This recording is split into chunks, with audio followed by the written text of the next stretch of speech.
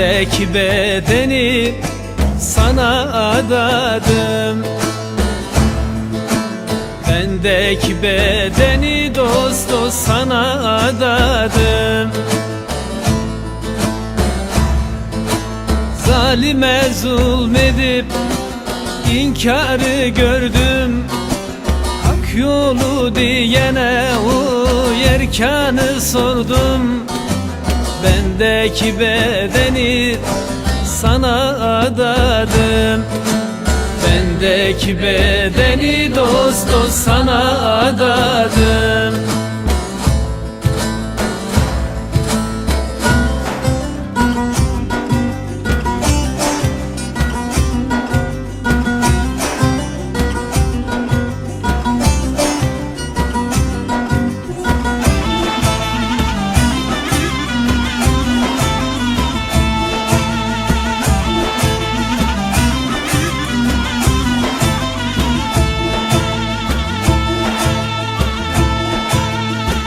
Dergaha oturup maziye döndüm.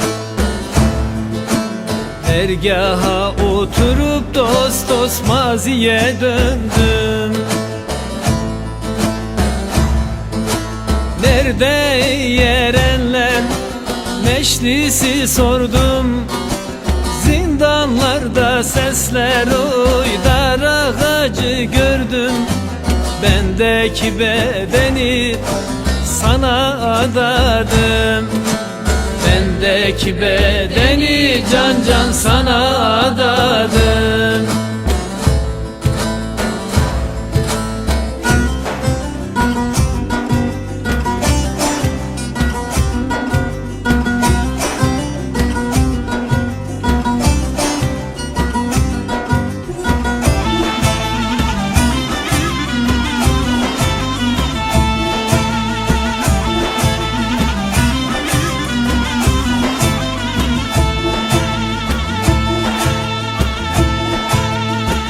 Kanım akmadı, terim soğudu. Pek kanım akmadı, dost dost terim soğudu.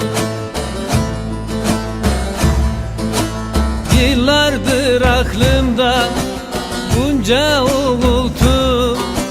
Türküler söyledim, oy semahlar döndüm. Bendeki bedeni sana adadım. Bendeki bedeni alim alim sana adadım.